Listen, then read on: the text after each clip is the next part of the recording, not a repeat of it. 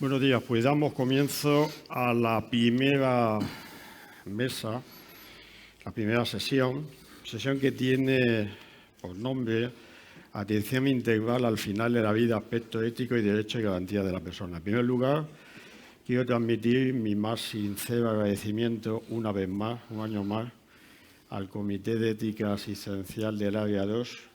Es un placer estar con vosotros, un placer participar con vosotros en esta convocatoria a la que ya estamos totalmente acostumbrados. Sabemos que en el mes de noviembre tenemos una cita obligada con este hospital que nos acoge, a los que venimos de fuera, nos acoge con gran cariño, señor gerente, muchísimas gracias, y que convoca pues a un numeroso grupo de participantes, ponentes y asistentes relacionados con el ámbito de la bioética. Y felicitación, por tanto, llegamos a una 17ª convocatoria. Por tanto, quiere decir que ya se ha superado con creces lo que es la madurez de esta jornada y momentos difíciles en los que también hemos sido testigos, hemos pasado, pues anualmente también éramos convocados a esta cita. También a la 7ª convocatoria para los comités de ética asistencial, y en este sentido quiero agradecer y felicitar también a nuestro director general por esta convocatoria que periódicamente, pues también desde la propia consejería, desde la Dirección General de Planificación e Investigación, Farmacia y Atención al Ciudadano, pues también nos tiene muy bien acostumbrados reunirnos a los diferentes comités de ética asistencial también en citas de este tipo. Ayer, curiosamente, cuando estaba esperando el avión con retraso en el aeropuerto de Nápoles, me vino a la cabeza cómo, curiosamente, ayer estuvimos llevando a cabo una reunión internacional con más de 200 asistentes de universidades latinoamericanas, universidades europeas. Fuimos convocados por la Comisión Europea para llevar a cabo un proyecto sumamente enriquecedor de intercambio de conocimiento en estos temas, financiado por la Unión Europea. Yo recordaba cómo en las orillas contrapuestas del mar Mediterráneo podemos decir que Nápoles, en línea recta, llegamos a Nápoles, nos vamos a encontrar posiblemente primero con una isla, con la isla de Cerdeña, pero posteriormente llegamos a Nápoles. En esta semana estamos tratando temas semejantes. Uno de los temas fundamentales que se trató en esta reunión latinoamericana y europea fue precisamente el que va a iniciar esta jornada, la atención al final de la vida. Es un tema en el que fácilmente hay que comprender que dilemas éticos y dilemas legales surgen y que tienen que ser, sin duda alguna, tratados con periodicidad, con la dinamicidad que los temas lo requieren. En estos temas están presentes cuestiones de gran calado, los derechos de la persona, la vulnerabilidad de la persona, que no podemos olvidar, una vulnerabilidad antropológica. Somos frágiles como seres humanos y, por tanto, somos vulnerables. Pero también, sin duda, una vulnerabilidad contextual. La enfermedad siempre supone un momento de vulnerabilidad. En los momentos finales de la vida, ese trance final de la vida, esa vulnerabilidad se acentúa y requiere de alguna manera lo que es el cuidado de los profesionales sanitarios y también el acompañamiento.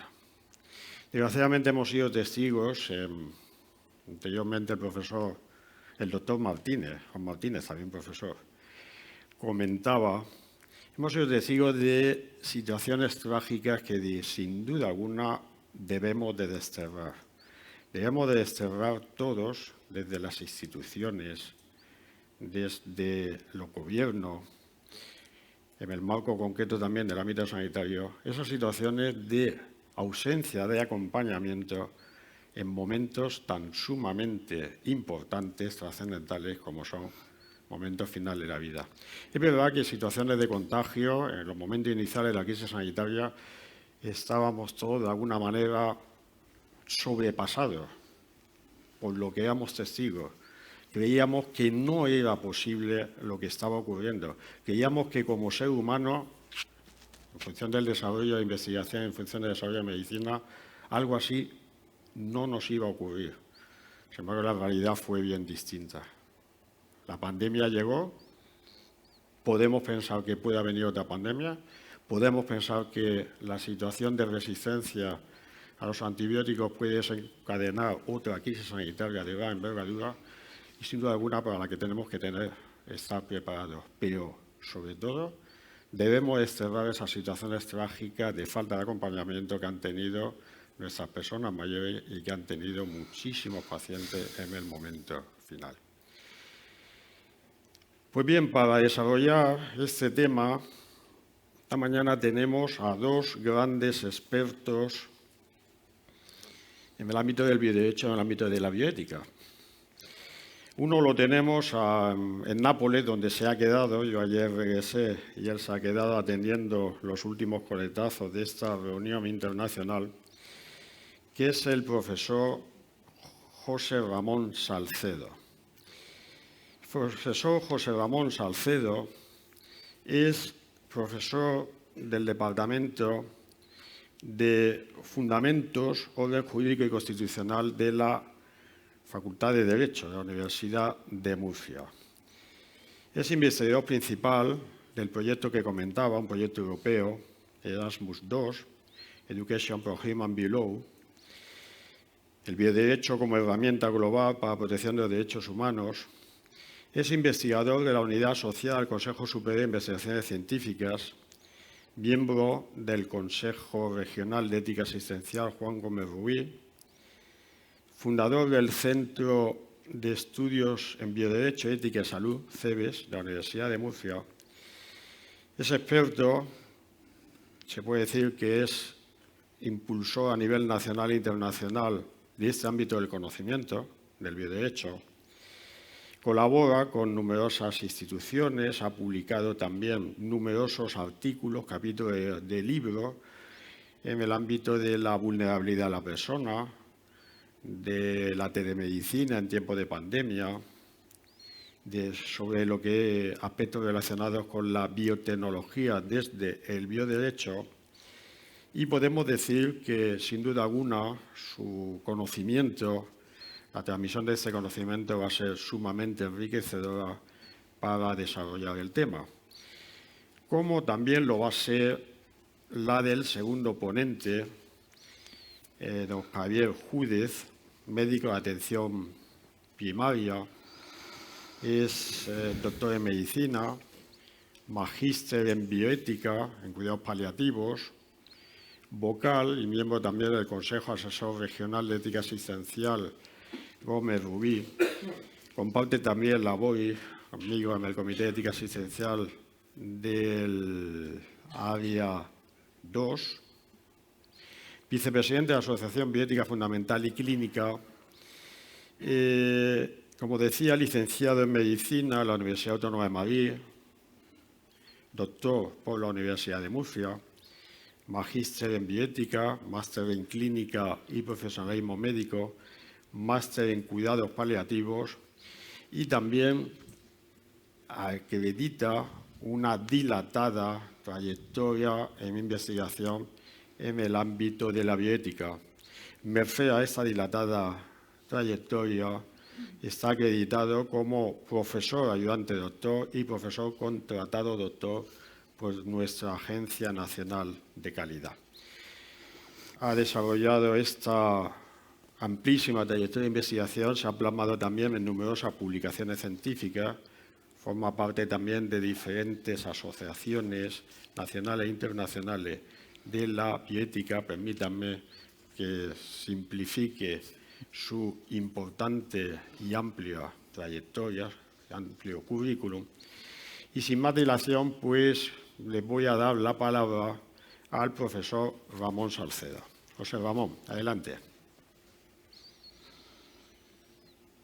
Pues no se oye. José Ramón, no se oye.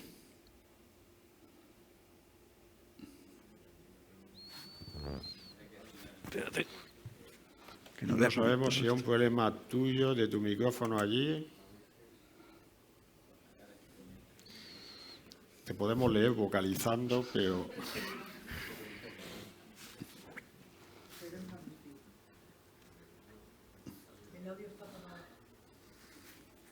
No.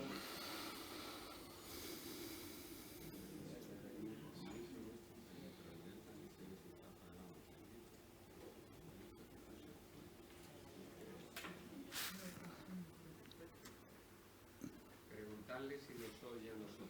Sí, a nosotros sí nos oye.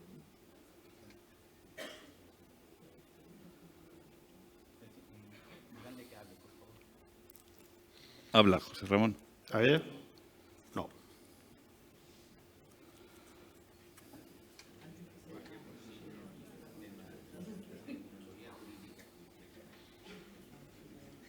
Bueno, podemos... Javier. ¿Ahora? A ver. Javier, si acaso mientras... José Ramón, si no te importa, mientras vamos solventando tu problema, cambiamos el orden y le doy la palabra a Javier, si te parece, y mientras va a ir resolviendo el tema del sonido. Javier, adelante. José Ramón, bueno, muchas gracias al profesor Osuna, muchas gracias a todos los compañeros del Comité de Ética Asistencial y a los miembros del CAREA. José Ramón, nuestro plan de que tú presentases todo, yo luego pues hiciese... no lo vamos a poder hacer. Entonces, voy a empezar a presentar... Vamos a presentar este documento, la temática que estamos hablando, de atención integral.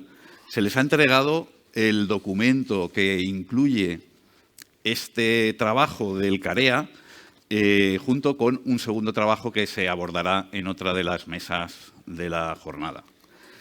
Sí. Me dicen que intentes otra vez, que ya creen que... No. ¿Sigue habiendo problemas con el audio? Sí, perfecto, perfecto. Ya está. Entonces resuelto. José Ramón. A ver, un momento. Se me oye.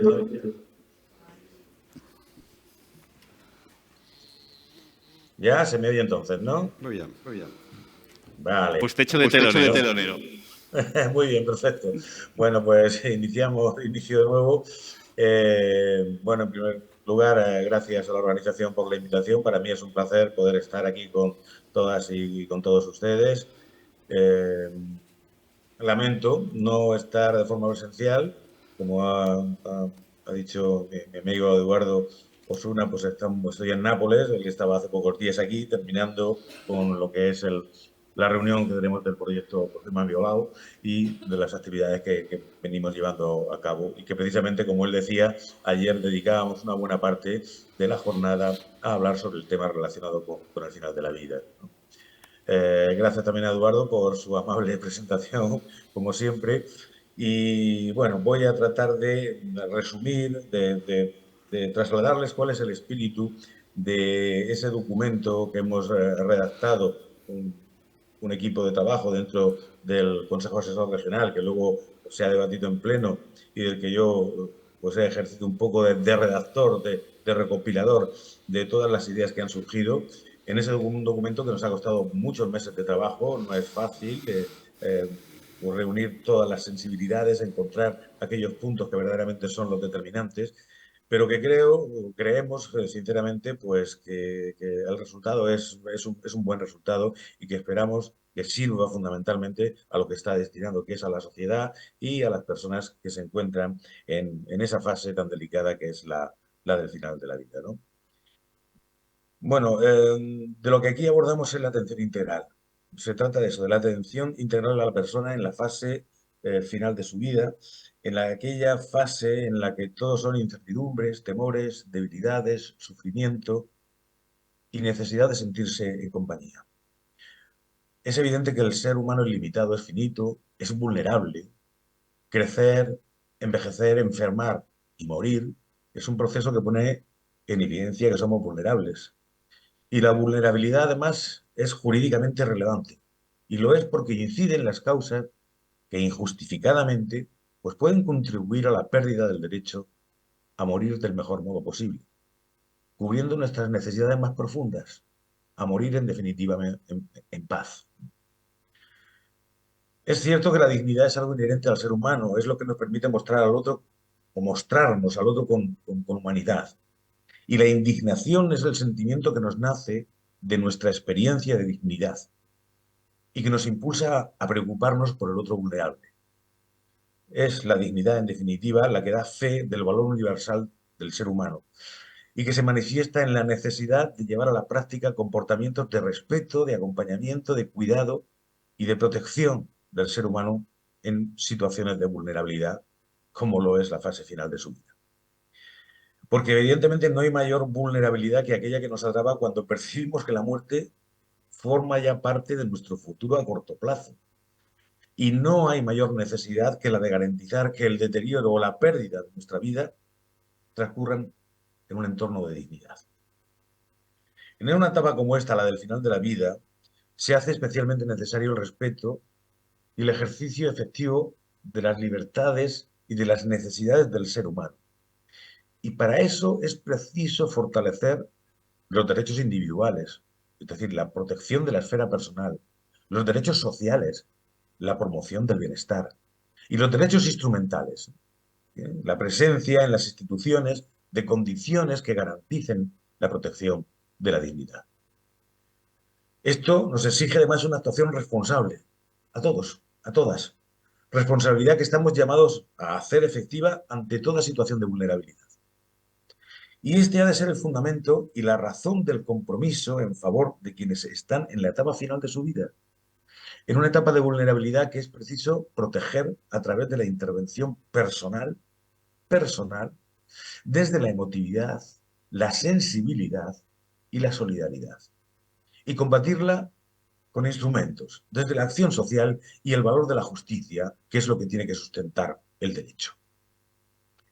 A mí me gusta hacer referencia siempre al preámbulo de la Ley Valenciana de 2018 sobre derechos y garantías de la dignidad de la persona en el proceso final, en el proceso de atención al final de la vida. Creo que es una ley autonómica que ha sido muy sensible a esta temática de la atención integral y que pone de manifiesto, como así lo hace en su preámbulo, una realidad.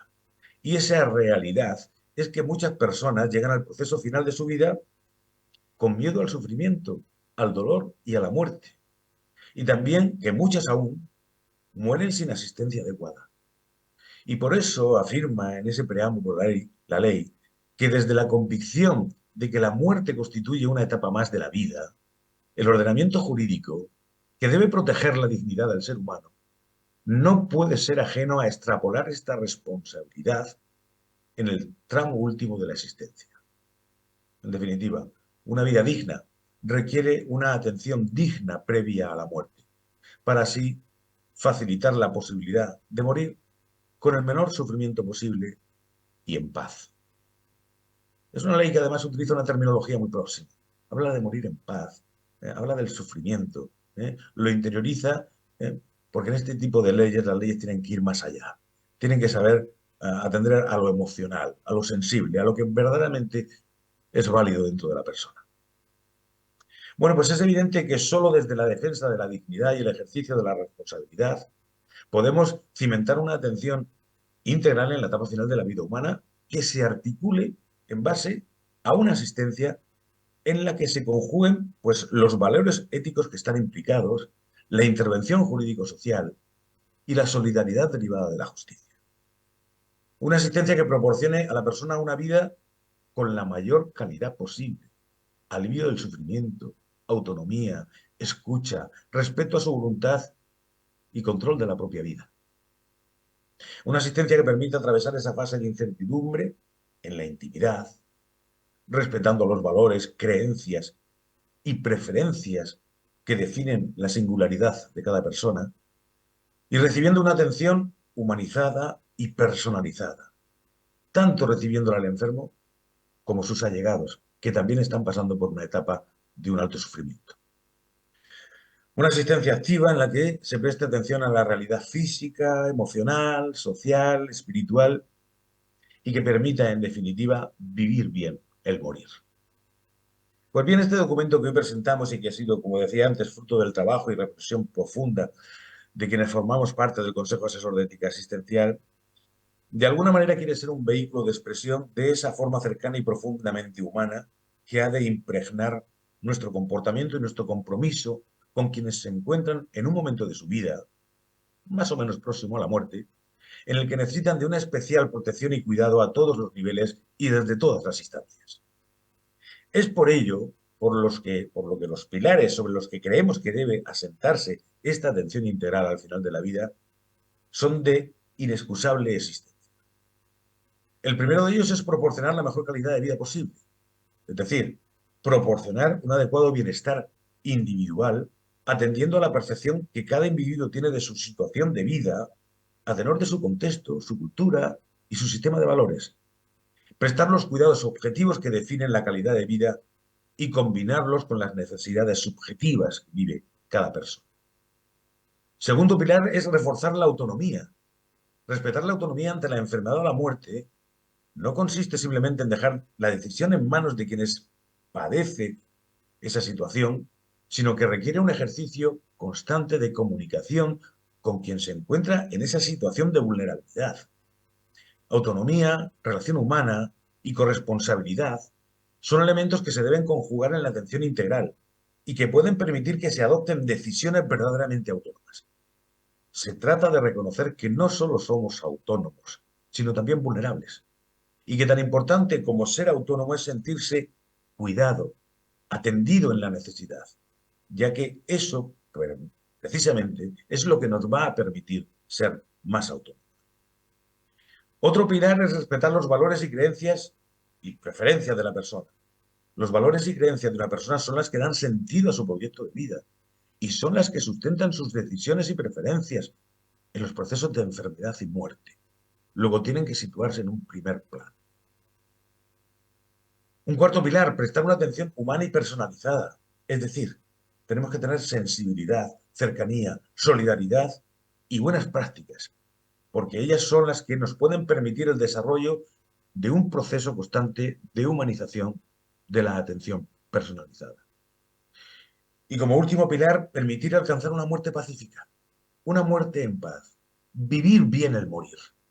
Es decir, llegar al final de la existencia en un estado físico y mental, pues que permite afrontarla con el mayor sosiego posible, en la que el dolor y el sufrimiento hayan sido minimizados y en la que la persona nunca se sienta abandonada. Por eso, mejor dicho, esto es así, porque una atención de calidad, y estos serían, podríamos decir, sus caracteres, necesariamente ha de ser integral, respondiendo a los desafíos de salud, la enfermedad, el envejecimiento y el final de la vida, centrada en la persona, en su contexto de cuidados y en la continuidad asistencial, basada en un modelo que incorpore factores multifuncionales y en el que la prioridad de la curación dé paso a la nueva prioridad de acompañar y hacerse cargo del paciente y de su entorno. Una atención que ponga en primer término la comunicación, el diálogo entre profesional sanitario y paciente, y donde aparezca de manera decisiva el apoyo emocional. Una atención en la que prime el enfoque sociosanitario, el trabajo multidisciplinar y que se priorice y que se le dé fuerza al entorno familiar. Para ello, o para poder alcanzar estos objetivos, necesitamos que exista también un entorno adecuado. Y por eso hay que acabar con esos estereotipos y esos estigmas asociados a la vejez y a las situaciones de final de la vida y promover una cultura de final de la vida. Pero no solo de cuidados paliativos, no, es mucho más. Una cultura de acompañamiento por parte de todo el sistema sanitario, comenzando ya desde la atención primaria. Hay que ser conscientes de que el lugar físico en el que se presta la atención, cuando a la persona no le es posible permanecer en su propio entorno, que sería su hogar, su casa, debe de parecerse a ese hogar. Una habitación de hospital en un paciente crónico o que está en situación de final de la vida es ahora su casa.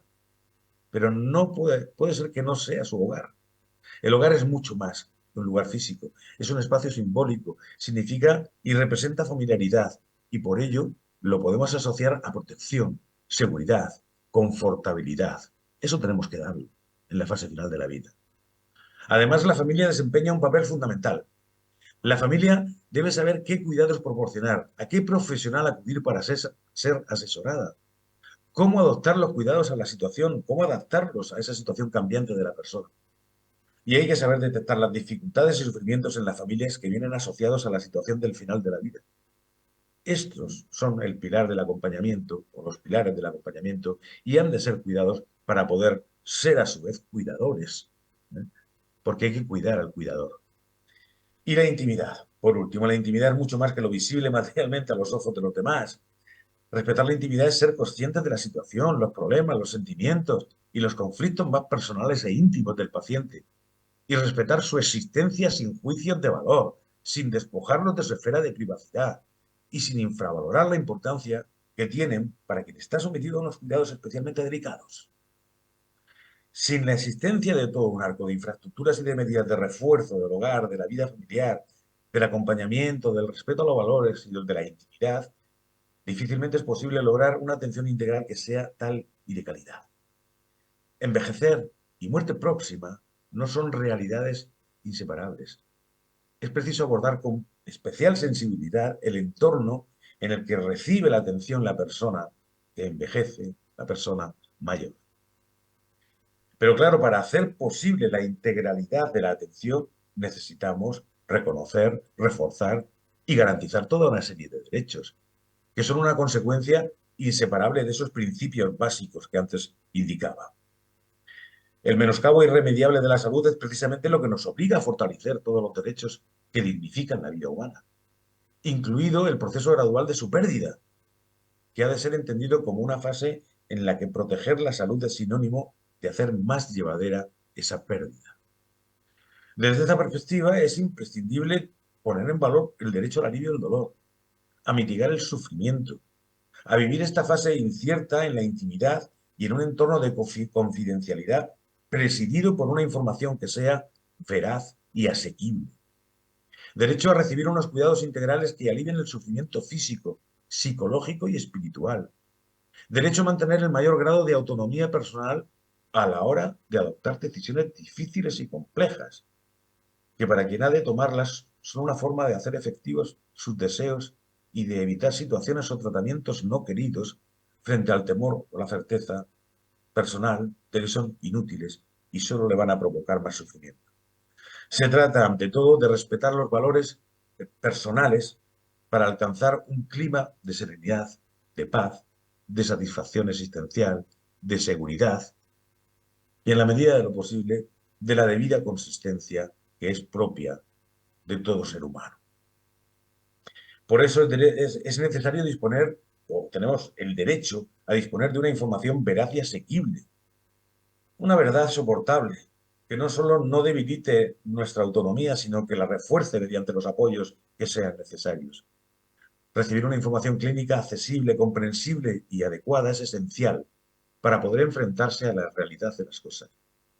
Pero teniendo en cuenta que la obligación de informar no tiene carácter absoluto.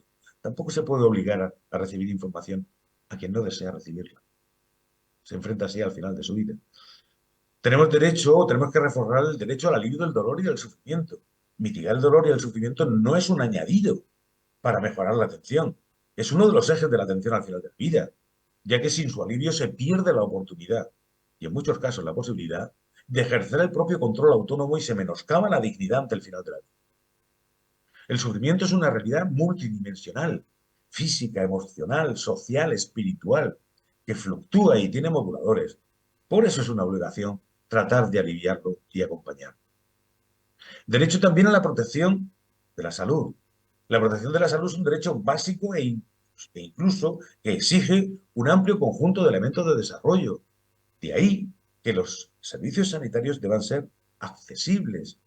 Los establecimientos, bienes y servicios sanitarios han de ser asequibles y físicamente accesibles sin discriminación, disponibles, que exista un número suficiente de ellos, inclusivos, sensibles a las cuestiones de género y culturales, de calidad, que sean establecimientos apropiados y participativos, que pueda oírse la voz de los usuarios y que además rindan cuenta de lo que hacen.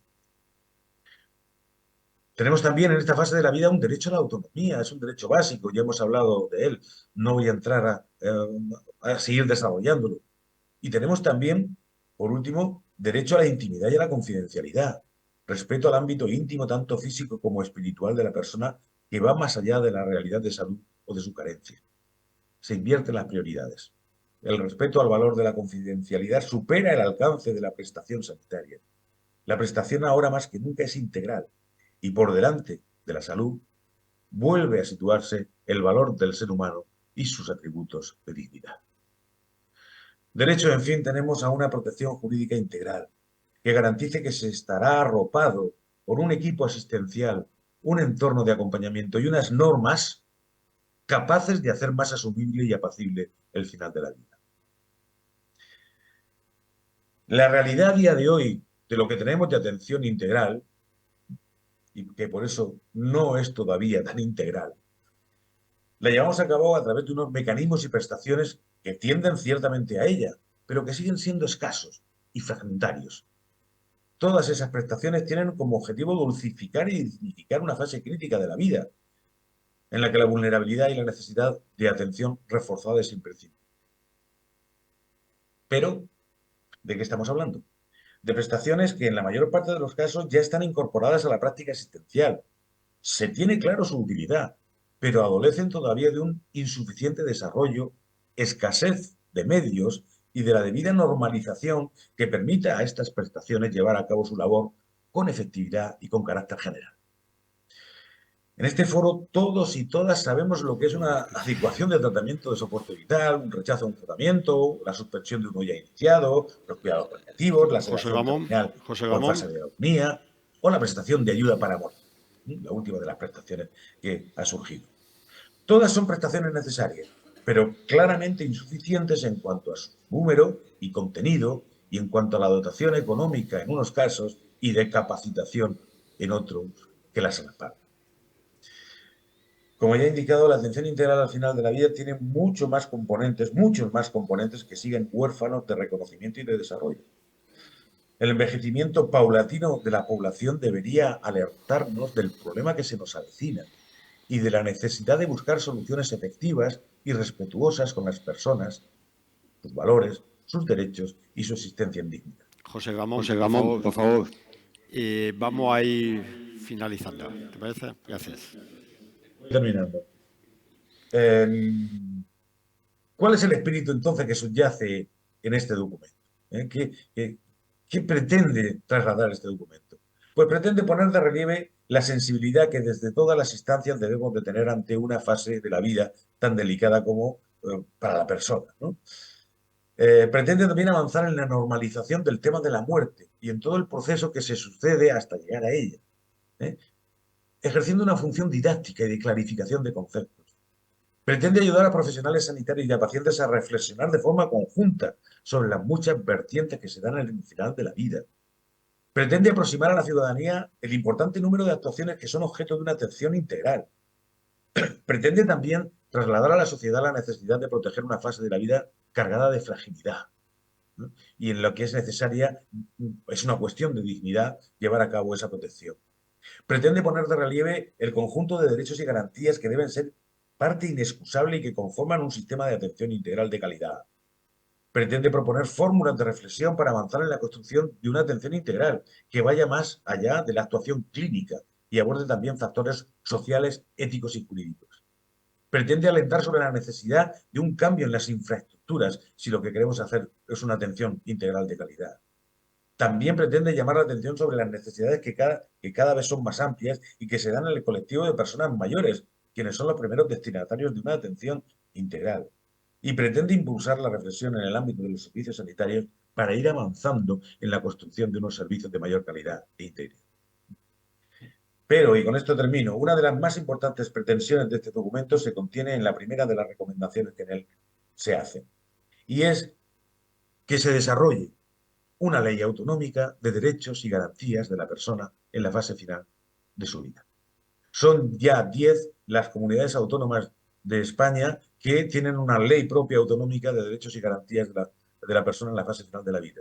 Desgraciadamente no disponemos de una ley nacional porque nuestros legisladores, los diferentes partidos, no se han puesto de acuerdo a pesar de haber habido ya 3 o 4 intentos de esa ley nacional. Pues creo que es necesario que exista esa ley en el ámbito de nuestra comunidad autónoma de la región de Murcia para aproximarnos, para acercar esta realidad, para que la ciudadanía se sienta aún más protegida. Porque el elenco de materias que se pueden recoger en esa normativa y que pueden hacer que la persona se sienta más protegida por lo que es el derecho, la norma, que tiene que tender precisamente a una convivencia mayor de las personas, el elenco de materias, digo, es amplísimo. El derecho que toda persona tiene a recibir cuidados integrales, a mitigar el padecimiento, a recibir un trato personalizado, a que se proteja su intimidad, a que se respeten sus deseos ante un tratamiento, aceptarlo o rechazarlo, a que se reciba una información veraz y adecuada, a que el respeto que corresponde al personal sanitario de no utilizar medios desproporcionados, la importancia de normalizar el acompañamiento evitando la soledad y el abandono, disfrutar de la compañía del entorno familiar, afectivo y social, la trascendencia de recibir asistencia espiritual si se desea, la necesidad de poner en valor la profesionalidad y dedicación de nuestro personal sanitario y la calidad de nuestros centros asistenciales y hospitalarios, la oportunidad de perfilar los derechos del personal sanitario y clarificar sus obligaciones, la necesidad de formación, el impulso que debe darse a los servicios sociosanitarios y a la atención domiciliaria continuada, reconocer y valorar la promoción de la familia, la necesidad de reforzar la labor que desempeñan los comités de ética asistencial y el derecho, en fin, a que se proporcione a las personas aquello que personaliza, revaloriza y dignifica su condición del ser humano. Pues desde el propio Consejo Asesor Regional, pues queremos trasladar al Gobierno regional, a los partidos políticos, a la Asamblea Regional, pues que hagan el esfuerzo de dotarnos de esa norma, de una norma cercana, sensible con las personas y que podamos disponer de ella en el entorno de nuestra comunidad, como ya sucede en otras 10 comunidades del Estado español. Nada, Bien. pues muchas gracias. Quería intentar presentarlo de la manera más global posible, pero seguro que ahora mi compañero Javier pues termina de darle ese contenido global del documento. Gracias. Muchas gracias, Ramón.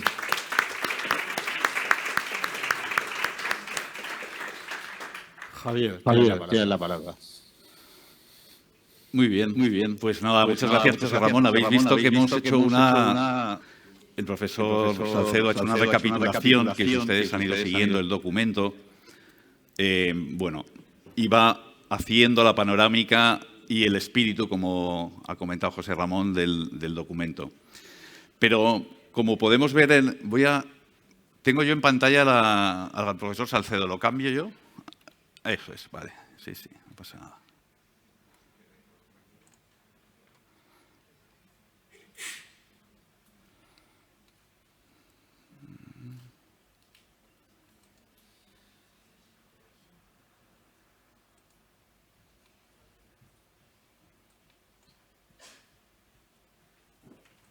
Hay una carpetita aquí que hemos creado. En el escritorio. Claro, pero se ha quedado ahí. Muy bien. Vamos a hacer una cosa para que el profesor no se quede aquí en pantalla completa. Un momento. Eso Moderador. Vale. Pues como ya se puede ver por la propia composición del Comité Asesor Regional, hay distintas sensibilidades, ¿no? Y distintas, eso es lo que da la riqueza de todo el trabajo en la ética, ¿verdad? El cómo desde las distintas perspectivas pues vamos enriqueciendo para el objetivo común, ¿vale? Que es construir valores adecuados para mejorar la atención que prestamos a los ciudadanos y a los pacientes, a las personas enfermas. Solo de la composición del comité vemos que hay un entorno, lógicamente, profesionales vinculados al entorno de la salud y luego que está este elemento importante del derecho, ¿no? La parte de juristas, la parte también del trabajo de la academia con profesores de la universidad que pertenecen a distintos ámbitos, en este caso también derecho, medicina, biología, ciencias de la vida, ¿no?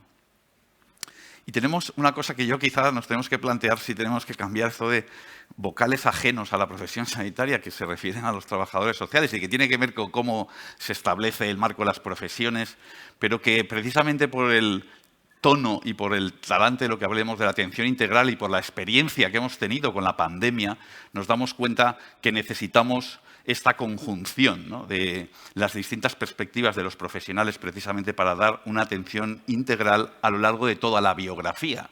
Cuando la funcionalidad declina, cuando las enfermedades aumentan, cuando aumenta nuestra dependencia, no basta solo con la asistencia sanitaria. Hemos aprendido a base de situaciones muy duras que necesitamos mejorar, y este documento no sería el mismo probablemente en cuanto a convicciones profundas, por más que hemos recordado elementos muy clásicos del compromiso integral con la ética, si no hubiésemos pasado por esta experiencia de pandemia donde nos damos cuenta de la coordinación, la importancia de coordinarnos distintos puntos de atención, distintos entornos asistenciales y distintos ámbitos que quedan bajo la manera de gestionar, pues, del ámbito de salud como de otros ámbitos más de bienestar social, ¿no?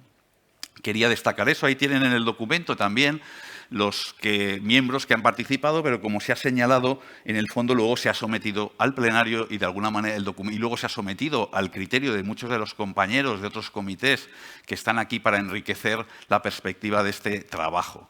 Yo, en esta presentación complementaria, lo que voy a hacer es intentar acercarnos a esa realidad de los ciudadanos de que tenemos de enfermedad, de considerarnos mortales, y de ese concepto que ha estado muy presente en la atención integral, junto a lo de una etapa final de la vida, el tema del envejecimiento, la sociedad, los retos que nos plantea esta realidad, y que vamos a tener tiempo a lo largo de la mañana para abordar de una manera un poco más detallada. Ven que estos son los ítems del documento que ha ido comentando y glosando José Ramón Salcedo, destacando el espíritu que los anima. No es anecdótico que esta estructura haya partido por una perspectiva que podemos agrupar en ese primer tercio del documento, que tiene que ver con los principios básicos que fundamentan, que tiene que ver con los caracteres generales, que tiene que ver con el entorno que ha estado glosando el profesor Salcedo, y luego nos acercamos un poco más a la clásica formulación de derechos o de garantías, poniendo al ciudadano, a la persona, al paciente, en el contexto con todo el conjunto de profesionales y los equipos con los que interacciona, en los distintos dispositivos y puntos de atención y en las distintas componentes que prestamos servicios sanitarios y sociosanitarios. Y la traducción que decíamos de las prestaciones, que es el mundo que estamos más familiarizados y que hemos desarrollado como los medios, ¿no? Pues las tomas de decisiones para gestionar limitaciones de tratamiento, para gestionar procesos de asistencia de alivio sintomático, alivio del dolor, sedación, etcétera, prestaciones de confort en ese contexto. Bueno, hay una parte de glosario y estaba la parte de las recomendaciones. Como les decía, yo voy a intentar visualizar algunos de los componentes de fondo desde la perspectiva del compromiso de los profesionales que atendemos a las personas, y vamos a ser todos, pacientes que se encuentran en un momento dado ante un desafío de su situación de salud y de enfermedad. Y ponerlo en clave ética, es decir, en clave de los valores que intentamos construir y la búsqueda de lo óptimo. Habéis visto que el espíritu del documento no solo está describiendo lo que hay, y esto, me acuerdo, tuvimos discusiones muy interesantes en el seno del comité sobre, pero es que esto que estamos proponiendo no lo hacemos. Bueno, este es el objetivo un poco de la ética muchas veces, que es intentar darnos ese horizonte de lo óptimo y de lo que debemos, de lo que debe ser, ¿no? Y por lo tanto lo que nos permite hacer procesos de transformación, procesos de compromiso. Y en este sentido, estas imágenes, estas visualizaciones, lo que pretenden es que nos demos cuenta qué elementos de buenas prácticas podemos los profesionales ir incorporando para mejorar desde cada uno su punto, su ámbito de responsabilidad y su competencia, la mejora de esta atención integral. Porque va a ser un doble movimiento. Va a ser un movimiento, digamos, de arriba a abajo. Hacer una legislación es una declaración de una sociedad que cristaliza sus valores de un modo y los positiviza, o de alguna manera lo reconoce, le da un perímetro, le da un ámbito de protección, y eso, en cierto sentido, podemos decir que es un movimiento, si queremos, de arriba a abajo, de abajo a arriba, según queramos, pero hay otro conjunto de actividades que son las buenas prácticas que se gestionan en la cotidianidad del día a día del ejercicio profesional y de los dispositivos asistenciales asistenciales, sanitarios y sociosanitarios, en los que conformamos miles de profesionales, que somos el capital humano de una organización y que estamos al servicio de los ciudadanos y de la sociedad para intentar restañar, ¿no?, en estas circunstancias. Y claro, tenemos que actualizar nuestros retos de buenas prácticas con lo que vamos experimentando, que es la complejidad de la asistencia sanitaria. Una asistencia en la que tenemos un paciente que se relaciona con diversos de nosotros como profesionales. Aquí hemos puesto solo dos. La base podría ser mayor. Podría haber, por supuesto, todos los profesionales que se mencionan en el capítulo 6 del documento y algunos que no se mencionan, ¿no? Se menciona trabajo social, enfermería, fisioterapia, voluntariado, cuidados, auxiliares.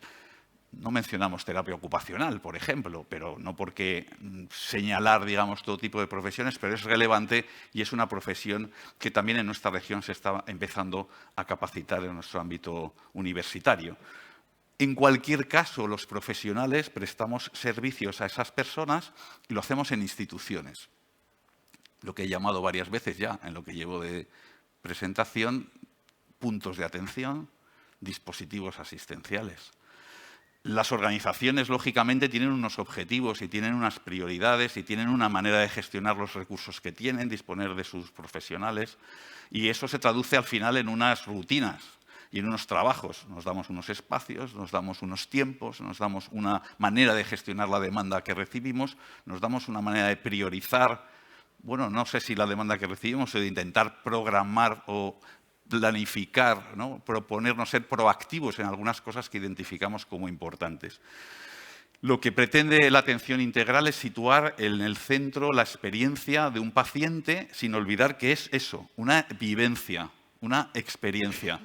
Y nos tendremos que revisar nuestras buenas prácticas, proclamamos en este documento y en la atención integral, desde esa perspectiva que intenta acompañar, hemos destacado varias veces, la realidad de reto de salud o de dificultad que tenemos. Y claro, la salud es un valor que en su momento definimos en el año 48, en una época muy distinta del mundo, y con un horizonte que hoy podríamos considerar un poquito maximalista y que hemos ido matizando. La propia ONU fue matizando con la identificación de los determinantes sociales, que hoy entendemos clarísimo, y con el componente bienestar social lo vemos clarísimo, elementos de funcionalidad y discapacidad, y vamos matizando, por tanto, esa definición. A mí me gusta y creo que subyace bastante a la idea de este documento, la atención integral,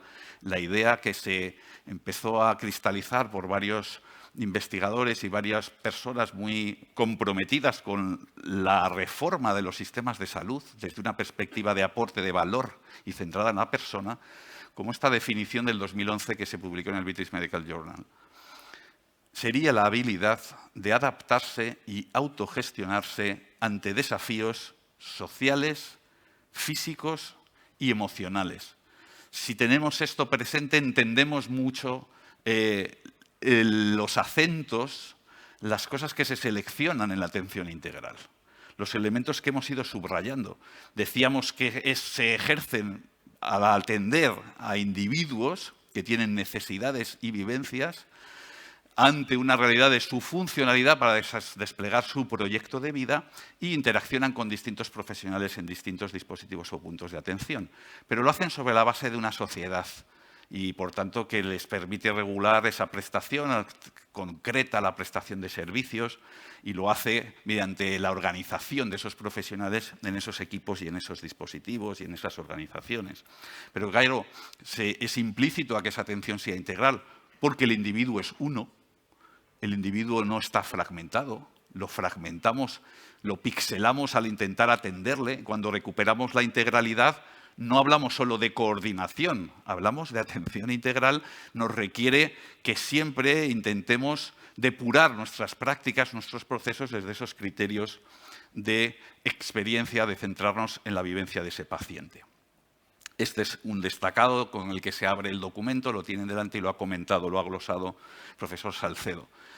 La otra realidad, nos hemos puesto el foco, esto que es general, esta reflexión, esta primera píldora. La segunda sería, lo hacemos acercándonos a las etapas donde la vida, gran parte de nuestra vida, nuestro proyecto, ¿qué es? sobrevivir y desarrollarla, que nos dejen en paz, que podamos hacer las cosas que queramos, que la enfermedad sea pues un paréntesis, que sea pues una cosa aguda que se resuelve y seguimos con nuestra vida.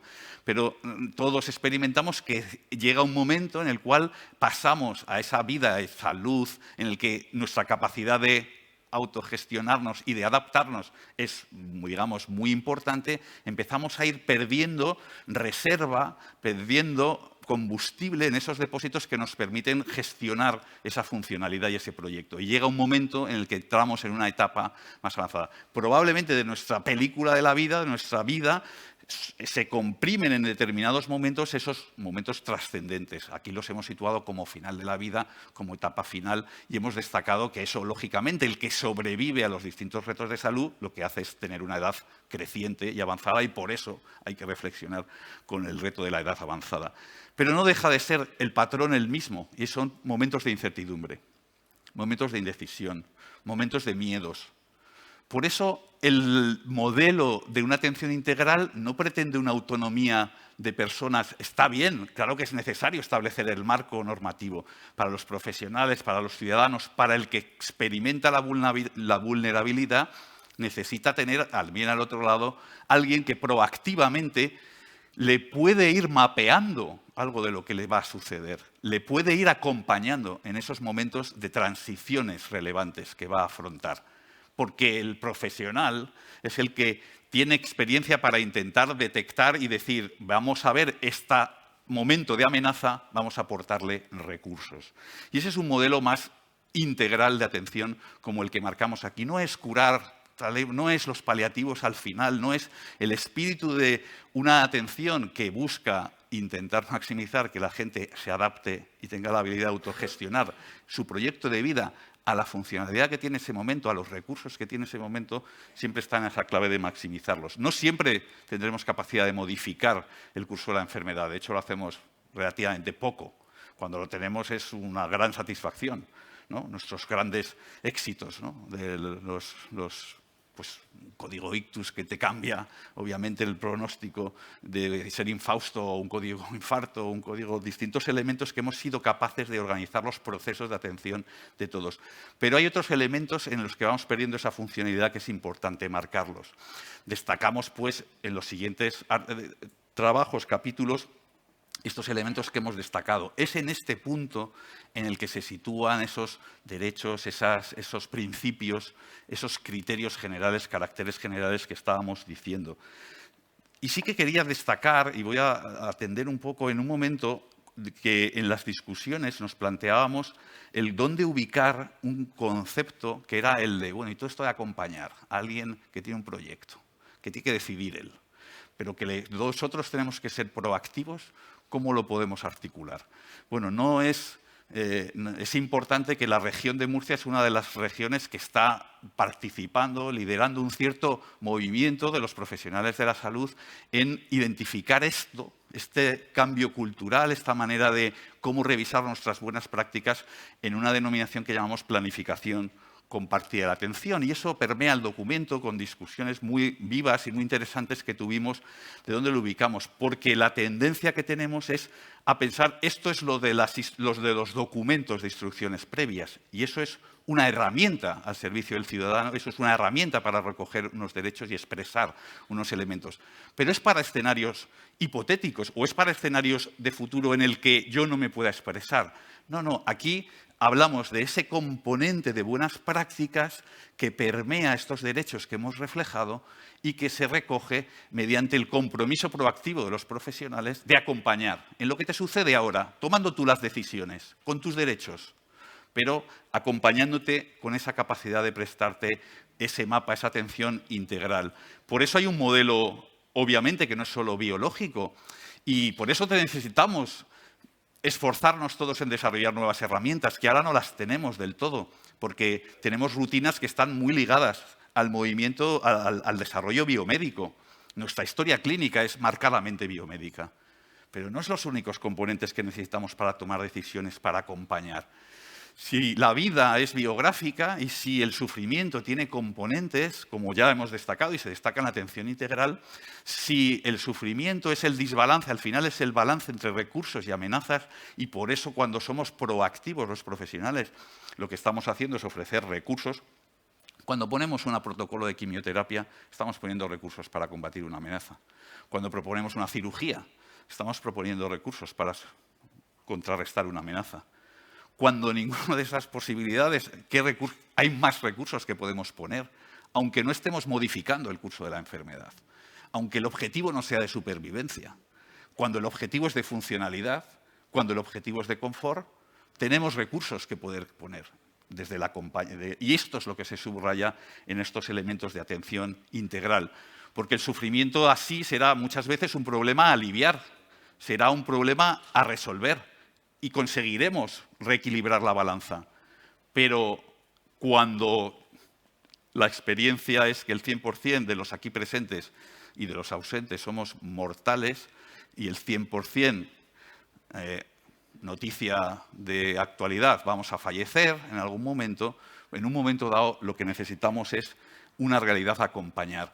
Necesitamos que esos profesionales nos presenten un cierto mapa, pero también nos acompañen en el territorio de recorrer ese momento en el que ya pues los mapas valen, pero lo que queda es la experiencia personalizada. ¿Los mapas son importantes? Claro. El territorio, acompañar durante el recorrido en el territorio es muy relevante. Todo esto lo destacamos con los retos que tenemos del envejecimiento, lo destacamos con el reto que tenemos de la idea del hogar. Vamos a hablar algo más a lo largo de la mañana sobre estos aspectos y conocemos todas las viñetas de Mónica Lalanda y hemos presentado este elemento de lo hogareño, de lo hospital, del entorno de cuidados como una reflexión que tenemos que valorar. Igual que la intensidad de asistencia, tenemos que repensar desde nuestras buenas prácticas y nuestros procesos que no nos bastan 2 intensidades, que son las que gestionamos ahora bastante bien. No nos basta el hospital de agudos, donde somos súper eficaces con un proceso de urgencias, hospitalización y luego derivación a consultas externas y derivación a consultas de atención primaria y seguimiento longitudinal. Necesitamos intensidades distintas para atender el reto del envejecimiento, donde abunda la comorbilidad, donde el reto de autogestionarse y las habilidades para adaptarse son cada vez mayores. Por eso estamos repensando el modelo sociosanitario. Por eso la región, como todas las regiones, como todo el mundo con la pandemia, se dio cuenta que necesita revisitar eso. Esto deriva también de la atención integral, ese compromiso con revisitar esto. Para responder a la crisis de cuidado, como decían Iona Heath y Víctor Montori, por ejemplo, un artículo reciente del British Medical Journal, tenemos que aportar pan, pero también tenemos que aportar rosas. Esta era una proclama de las sufragistas de comienzos de siglo que reivindicaban el voto femenino y que decían pan y rosas. Bueno, esta idea la recogen Iona y Víctor para destacar esta crisis que necesitamos afrontar. Otros profesionales han hablado de que necesitamos los profesionales ser parteras, ser matronas en el proceso del final de la vida, lo mismo que lo somos en el inicio. Por lo tanto, me parece importante que esos derechos que hemos enumerado, y aquí tenéis el resumen del capítulo donde se mencionan los derechos, tenemos esa explicación de por qué, de cuál es el aliento, como decía José Ramón, el espíritu, y cómo hemos propuesto que es distinto el derecho, digamos, a formular documentos de instrucciones a la garantía de que me acompañen en planificar de una manera compartida mi atención. Y acabo un poco con esta idea, que es la de que efectivamente la vida tiene etapas, ya lo he mencionado, hay transiciones, que es importante que los profesionales nos ayuden a acompañar esos tiempos que son de espera, pero no solo, son de esperanza y de desesperanza, que gestionemos, por tanto, los encuentros clínicos para esta exploración de amenazas y recursos que hemos dicho, con esos nuevos actualización, si queréis, actualización de nuestro software, ¿no?, de acompañamiento proactivo, ¿no?, de autonomía relacional y toma de decisiones compartidas para acompañar el mapa y el territorio. Esto lo tenemos que hacer en equipos, por eso las experiencias que son tan satisfactorias como el despliegue de los cuidados paliativos, el funcionamiento en equipos, pero cuando hacemos otras cosas, cuando hacemos unos procesos monográficos para abordar algo, por ejemplo, se está haciendo con las enfermedades, con la esclerosis lateral amiotrófica, este tipo de coordinación, como se está haciendo desde hace tiempo con la ortogeriatría, y esta necesidad de coordinar como, oiga, los cirujanos y los geriatras, sí, y además los médicos de atención primaria, y cómo integramos un poco en equipo, y el cuidado en enfermería, y la visita al domicilio, y el enlace con los dispositivos sociales cuando son institucionalizados o de otro tipo, ¿no? Pues todo esto también influye en la manera de presentar a la sociedad en la atención integral. Por eso la importancia de la recomendación de elaborar un marco de una regulación que coja todo este panorama, no solo de la parte final del embudo, que es lo que de alguna manera el legislador nos ha propuesto, ¿no? En la lucha, en el acompañamiento al vivir, ¿no? En la ayuda a vivir mejor la enfermedad y el morir, necesitamos, y aquí tenemos las trayectorias, lo que hemos estado viendo, y tenemos aquí todas las prestaciones que vamos prestando, necesitamos que eso sea un proceso que tenga una cierta lógica secuencial, que tenga una cierta lógica de decantación, que en la película de la vida, con nuestras etapas de enfermedad y nuestras fases, sean los profesionales capaces de identificar en la dimensión clínica, sociofamiliar y deliberativa, relacional, algunas alertas que les ayuden a mapear mejor cómo nos tienen que acompañar, por tanto, a lo largo de nuestra enfermedad. Y eso siempre será mejor que llegar a las urgencias y rebobinar un caso del cual ignoramos elementos de información clave, porque los ha atendido otro dispositivo con el que no estamos coordinados, porque lo ha atendido otro ámbito institucional que resulta no ser público, porque resulte que hagamos cualquier elemento de este tipo de información. Tenemos un reto digital sin duda, pero tenemos ese reto de que los problemas éticos que se asientan en ese contexto tengan esta secuencia ética, digamos, natural, y eso es lo que hemos pretendido con esa idea de la planificación compartida que se subraya como central. Este es otro modelo de verlo, igual, pero como decantación, ¿verdad? Que hay una secuencia lógica natural. Y acabo, por tanto, con lo que hemos empezado y que cierra, ¿no? Es las buenas prácticas, complemento, tenemos el marco legislativo, que es bueno tenerlo, para que quede claro el ámbito de compromiso de la sociedad, esa base social y las instituciones con que están comprometidas, con un acompañamiento, con una visión integral, con un objetivo de coordinarse cada vez mejor. Pero los profesionales, al final de nuestra práctica clínica, nos tenemos que llevar también la formación, nos tenemos que, por tanto, revisar la mochila de herramientas que tenemos y tenemos que desarrollar pues, estos componentes comunicativos y de planificación que planteamos. Y eso incluye que tenemos que repensar cómo recogemos mejor en nuestras historias clínicas este componente. Si el sufrimiento no es solo un componente físico, no me basta solo saber las alergias y saber la medicación. En algún sitio tendré que apuntar que si un señor, después de 20 años de una enfermedad, llega a un sufrimiento intolerable que le da derecho a pedir una prestación para que le ayudemos a morir, y nosotros tenemos que deliberar si todo eso es así, si las alternativas se han explorado, si realmente el sufrimiento es intolerable, etcétera, no puede ser que nuestras historias no tengan una pista de auditoría, una recogida en los distintos dispositivos que hemos ido haciendo, interconsultas, informes de alta, derivaciones, hospitalizaciones, asistencia en primaria, asistencia en hospital, asistencia en residencias o instituciones sociosanitarias, y que todo eso no dé una lógica coherencia donde nos apoyemos en las herramientas que precisemos.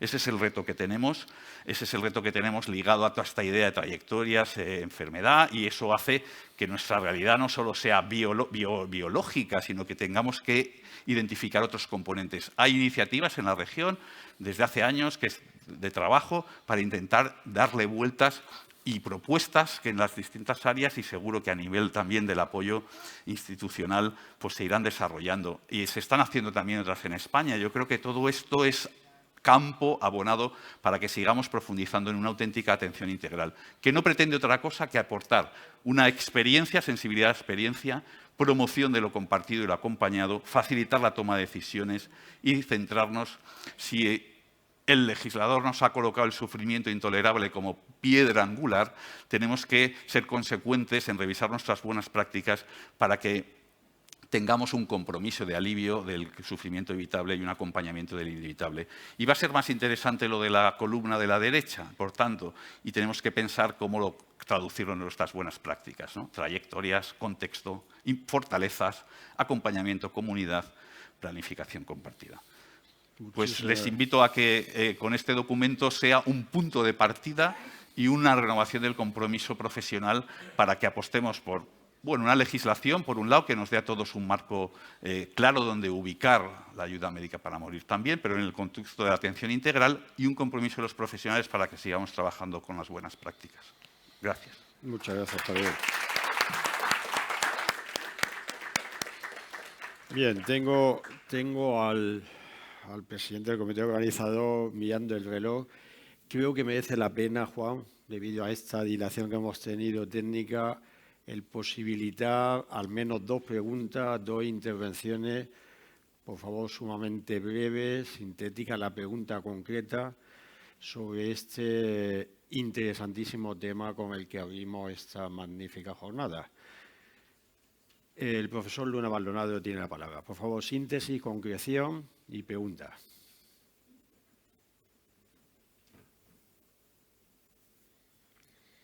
¿Tenemos que solventar otra cuestión técnica? No, resuelta.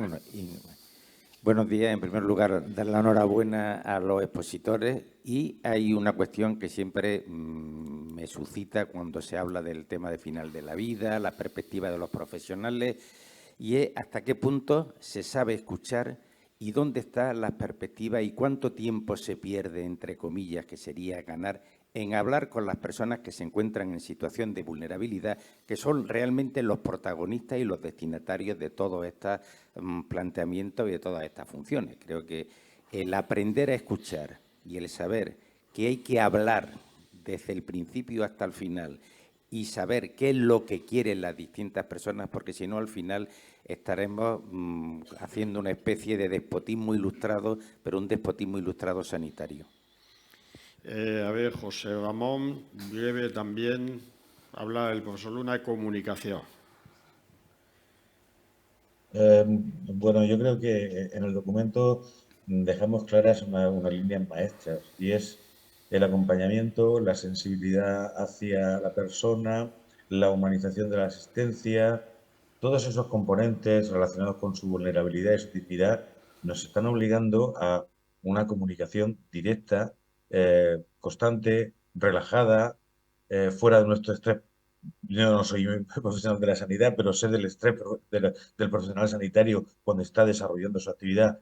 Todo eso hay que intentar relajarlo para acercarse a la persona de otra manera. Ya no, el eje de todo esto es que ya no estamos tan pensando en curar, estamos pensando en proporcionar a la persona un llegar a ese final de la vida de la manera más adecuada, y ahí tenemos que ser lo suficientemente inteligentes para saber qué es lo que verdaderamente necesita esa persona. Y a veces es menos nuestros conocimientos de carácter o los conocimientos clínicos del profesional sanitario que otro tipo de habilidades para permitirle a esa persona pues llegar a esa fase pues de la mejor manera posible, que no es fácil porque ninguno vamos a llegar con mucha facilidad a esa fase, porque a todos nos va a costar trabajo. Javier, ¿estamos preparados para comunicar? ¿Quieres añadir Bueno, yo algo? creo que es una tarea de desarrollo profesional continuo constante. Cada profesional tiene capacidad de entrenarse un poco mejor, ¿no? Tenemos capacidad de repensar si lo que hacemos en la universidad o en los procesos de desarrollo profesional podemos también reforzar eso, y ese siempre va a ser un reto. Y está claro que lo tenemos que hacer para comunicarnos de lo relevante. Es curioso porque nuestra asistencia es muy episódica y además está basada en la prescindibilidad del profesional concreto, porque lo que importa es que el ciudadano tenga asistencia en el momento en que lo pida. Lógicamente, los profesionales no hay ninguno que esté disponible 24 horas. Por lo tanto, tú vas al dispositivo asistencial y te atiende quien está. Y entonces eso hace que es muy importante, claro, que haya un cierto estilo, digamos, un libro de estilo y, digamos, una formación y unas habilidades que se compartan, porque si no vamos con el chip de la atención del episodio que estamos resolviendo. Si esto no es urgente y ya lo derivo yo a lo siguiente, y el siguiente dice, yo tengo mucha demanda, no lo puedo tratar porque no tengo tiempo, y el siguiente es hasta que no tienes, digamos, algo muy significativo. Por eso la secuencia episódica necesita de profesionales que, además de estar formados en comunicación, identifican momentos críticos, momentos en los cuales hay que, como decir, amigo, aquí sí que hay que dedicar. Es parte de mi buena práctica, es parte de mi protocolo que yo aquí ensanche el espacio de comunicación. Porque si no, al final atendemos durante 20 años a alguien y no sabemos cosas muy básicas para ver cómo ayudarle a tomar decisiones, ¿no?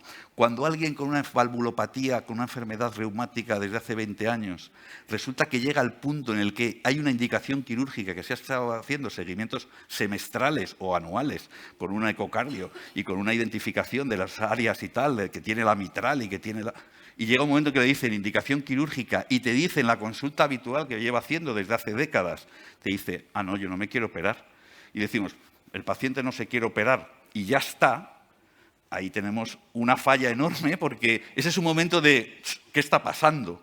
¿Por qué no se quiere usted operar? Ah, no, es que es autónomo, la persona no se le puede ofrecer a que operen, por supuesto, ¿no?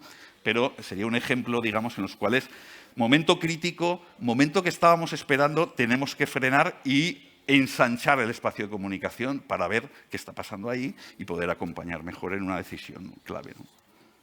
Bien, una última pregunta, ¿alguna cuestión, Juan? Pues bueno, damos por finalizada esta mesa y reitero mi agradecimiento al comité organizador, mi satisfacción de estar esta mañana acompañado de dos magníficos ponentes, acompañado también de otros magníficos ponentes que van a intervenir en las siguientes mesas y acompañado de grandes amigos y amantes del mundo de la bioética y del bioderecho. Muchísimas gracias.